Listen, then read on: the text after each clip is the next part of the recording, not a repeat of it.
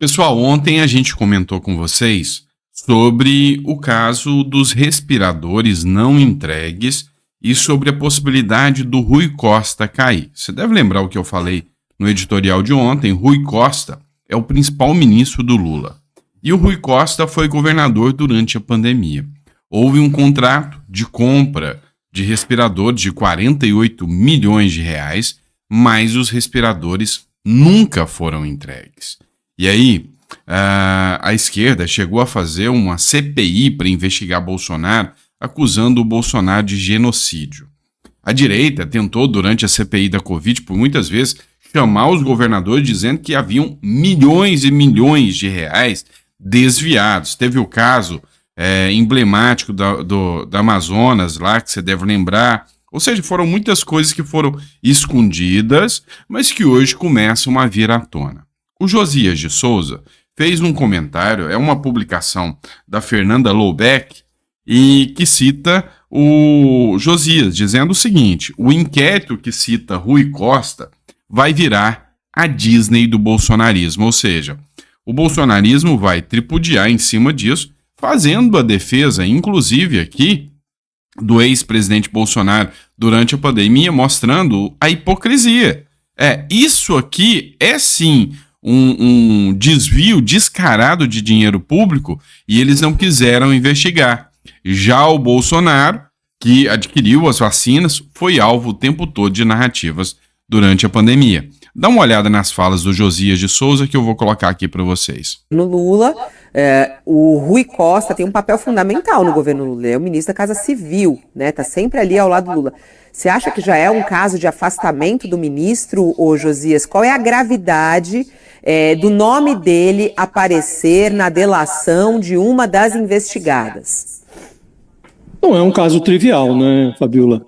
É um caso grave. Agora, o Lula não afastou nem o ministro das Comunicações, do União Brasil, e que está acusado de desviar verbas do orçamento federal para asfaltar uma rodovia defronte da sua fazenda, uma fazenda onde ele cria cavalos lá no Maranhão. Outros desvios ali, mesmo depois que ele assumiu o ministério, usou o avião da FAB para ir para participar de um leilão de cavalo em São Paulo. Enfim, ele mantém esse ministro, Juscelino Filho. Por que ele afastaria o Rui Costa, que é o seu homem forte hoje, é o gestor do PAC, está conduzindo bilhões em obras? Agora, o governo precisa prestar atenção a esse caso, porque ele possui todos os ingredientes que costumam fazer a festa do bolsonarismo nas redes sociais. É um ministro petista com um gabinete no Palácio, um negócio da China, a pandemia da Covid, uma delação já homologada e um cheirinho de aroma, um aroma de maconha, porque a empresa que foi contratada para fornecer esses equipamentos chineses era distribuidora de medicamentos de derivados do canabidiol, que é extraído da planta da maconha, né? É tudo que o bolsonarismo deseja. Aliás, o bolsonarismo já sapateou sobre esse caso durante a CPI da Covid e insistia para que a CPI entrasse nisso, e a CPI fugia desse assunto sob o argumento de que não cabia a essa investigação legislativa se ocupar de desvios estaduais. Mas toda a sessão da CPI tinha lá um bolsonarista, lembrando o consórcio Nordeste e os respiradores, e a coisa ficou mal parada. Agora o Aguirre nos informa que saiu da Polícia Civil da Bahia e escalou a Polícia Federal por conta de uma delação que menciona o Rui Costa, hoje todo-poderoso, até anteontem governador da Bahia. E o caso não é banal, porque nós estamos falando de 48 milhões de reais, né? Pois é, pessoal, vamos lá.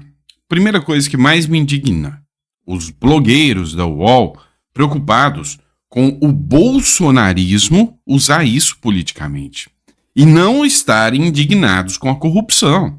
O que deveria haver aqui é a indignação contra a corrupção. Milhares de baianos perderam a sua vida durante a Covid, jogaram toda a culpa em Bolsonaro, mas o governador do estado à época teve sob o seu manto ali da sua gestão um desvio de 48 milhões em respiradores que foram comprados e nunca foram entregues. E aí, não sou eu que estou deixando isso claro para vocês, não. É o próprio UOL, o próprio pessoal aqui que fez a crítica, dizendo que o problema é o bolsonarismo aproveitar disso, te explicando o que aconteceu durante a Covid, durante o período de pandemia no Brasil. Dá uma olhada.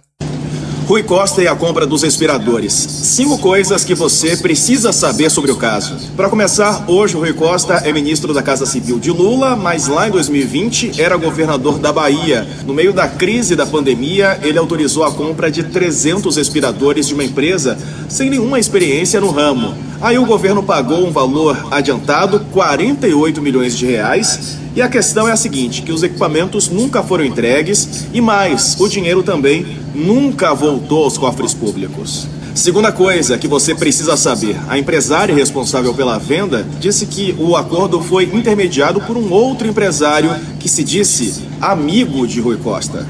3. Essa mesma empresária, Cristiana Tadeu, disse em um acordo de delação premiada que pagou 11 milhões de reais em comissões para os intermediários. 4. O ex-secretário da Casa Civil da Bahia, Bruno Dauster, confirmou à Polícia Federal que a palavra final na contratação era do então governador Rui Costa. E 5. O procurado Rui Costa disse que nunca tratou com intermediários sobre a compra dos respiradores e negou essas irregularidades no negócio. Você pode ler a reportagem com... Vamos lá, pessoal. Então, assim, você viu muito claro aqui que teve 11 milhões de comissão para quem indicou o negócio. Como é que chama isso aí? Vocês sabem. Teve uma delação direta aqui falando que era um amigo do Rui Costa e na delação da Polícia Civil falando que quem intermediou todo o negócio, quem fiscalizou, foi o próprio ministro, que à época era governador de estado. E isso aqui deveria ser o cerne da indignação e não o fato de que os bolsonaristas vão tripudiar em cima dessa questão. E aí, nós temos que dar parabéns à Polícia Civil pela segunda vez, à Polícia Federal pela segunda vez. A gente já começou a perceber que quando o assunto chega na Polícia Civil, e em determinados casos que envolvem políticos grandes, o negócio trava. Vamos lembrar do caso Marielle? Ficou na mão da Polícia Civil e descobriu-se que a própria Polícia Civil do estado do Rio de Janeiro tinha envolvimento com o caso. Ficou na mão da Polícia Civil do estado da Bahia, que é subordinada ao governador do estado. E aí, ficou parado durante todo esse tempo. Até que o assunto entrou na Polícia Federal e a Polícia Federal, através de uma delação, ao saber do caso, tocou para frente. Então eu sei que você está tendo muitas críticas à Polícia Federal devido à atuação contra opositores do governo, mas a gente tem que entender também que tem muita gente séria dentro da Polícia Federal e que quando o assunto chega até eles, mesmo sendo uma pessoa tão grande, né, como o Rui Costa, que é o principal ministro Lula, eles foram e jogaram no ventilador esse grande escândalo de corrupção. Então, é importante a gente reconhecer o mérito aqui da Polícia Federal também, neste caso aqui, e agora eu sei que o Lula vai ter problemas e mais problemas para sustentar aqui o ministro ao seu lado, se isso aqui for levado a sério, se esse discurso continuar, se essa investigação continuar, tá certo? Outro ponto que, assim, está sendo o auge da discussão hoje na parte da manhã foi, assim, um pequeno erro do Lula, não é grande não. O Lula, ele disse o seguinte, que ele tem que se solidarizar quanto a 12 milhões e 3 milhões de crianças mortas lá na faixa de Gaza.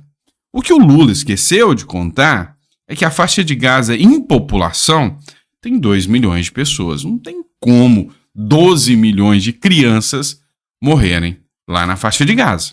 E aí, é óbvio que a primeira coisa que vem na cabeça nossa é um vídeo do Lula que circula na internet há anos, dizendo que o Lula, ele dizendo que saía pelo mundo falando das crianças que passavam fome no Brasil, inventando números superfaturados, e isso colava e ele era aplaudido. Os políticos de hoje não entenderam ainda que existe a internet e que a internet não permite que você esqueça as coisas. Esse vídeo está voltando a circular. E olha só, a fala do Lula está aí, foi a Bia Kicis que disse o quanto é insensato a fala do Lula. E ela escreveu, né? Mente que nem sente, 12,3 milhões de crianças morreram na faixa de Gaza em Israel. Em 2020, a população de Gaza era de 2 milhões. Olha só o trecho da fala do Lula. Homenagem a quase 12 milhões e 300 mil crianças. 12 milhões e 300 mil crianças que morreram na faixa de Gaza, em Israel, bombardeada numa guerra insana contra a humanidade. Eu não sei qual é pior, ele que fala ou quem aplaude isso, mas assim, a gente tem que pensar que não é tão simples quanto você pensa. Você tá achando mesmo que o Lula falou isso de inocente? Simplesmente falou porque inventou números? Não, tem um detalhe. Tá acontecendo uma coisa incômoda pro Lula. Uma denúncia, ou seja, um boletim de ocorrência feito em uma decisão judicial de que o filho do Lula agrediu a ex-companheira. E aí, quando o Lula fala em 12 milhões de crianças na faixa de Gaza, todos os jornais estão falando disso e já esqueceram do caso do Lulinha. Deu para vocês perceberem que nem tudo é tão insano quanto vocês pensam e é só um lapso de memória do Lula, que já tem uma certa idade avançada, mas fazia isso desde jovem? Não, não é. É para desviar o foco. Então, assim, hoje, todos os jornais, fingindo ser oposição e estarem criticando, estão só falando, olha, o erro do Lula, falou que era 12 milhões de crianças. Mas os assuntos importantes, como o do Rui Costa, que eu acabei de falar, como o do Lulinha e como outros, some dos noticiários. É impressionante. Imagina se o Bolsonaro tivesse a quantidade de escândalos que estouram no governo Lula, quanto tá rolando agora.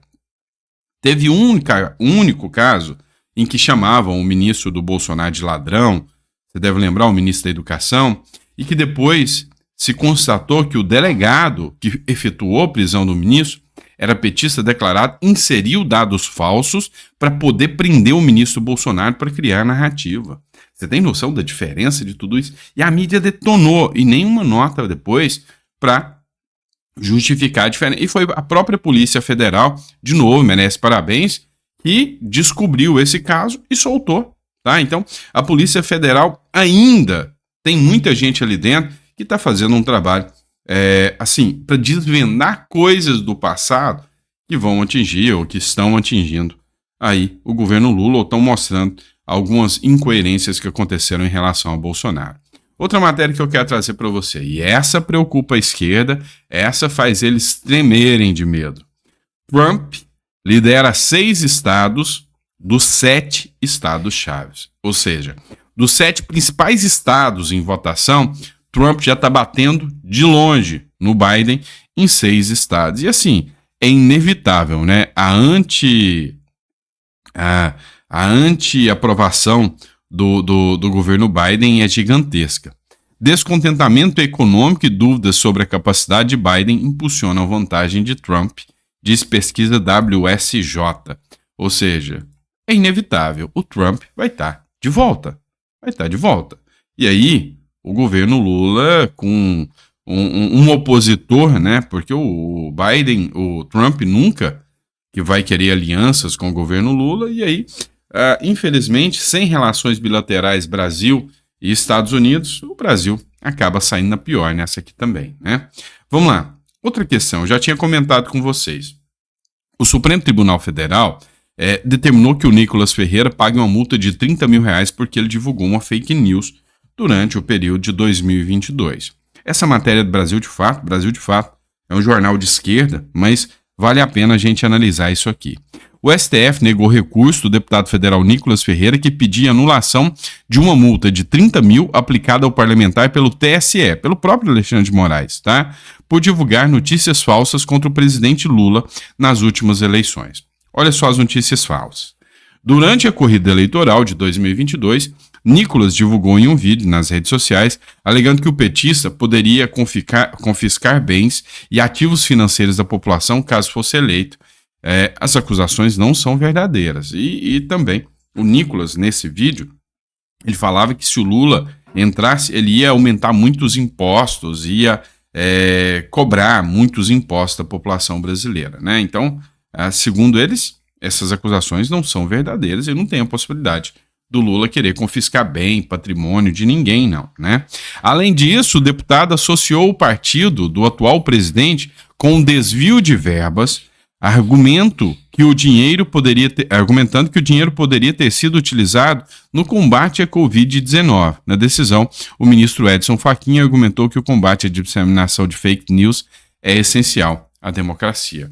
Pois é, o Nicolas falou que o PT desviou muitos recursos, que os recursos sumiram dos cofres públicos durante a gestão petista, e se esse dinheiro não tivesse sido roubado, se tivesse lá, o governo teria maiores condições ainda de ajudar a população durante a Covid-19. Isso aí foi fake news. Deu multa de 30 mil para o Nicolas, e o Nicolas recorreu e perdeu. O que você pensa sobre tudo isso aí? Sobre essas fake news que foram ditas pelo Nicolas Ferreira? Coloca no comentário se você acha realmente que é fake news ou não. E por fim, mas não menos importante, a última matéria que eu quero tratar com vocês é uma fala da Damares Alves aqui, falando sobre o caso Lulinha.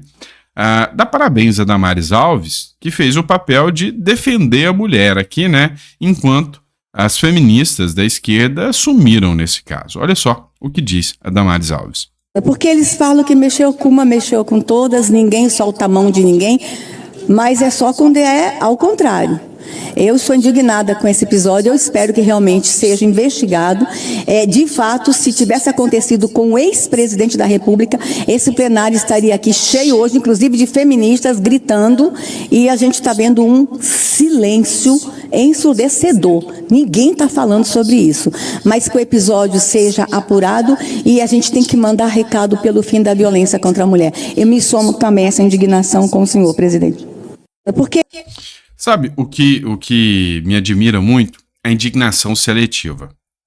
Se é determinado fulano de tal, é hora de todos partirem para cima dele, fazerem um cancelamento, independentemente se isso é mentira ou não, porque muitas coisas que foram feitas, inclusive contra o próprio Bolsonaro, foi demonstrado que era mentira depois.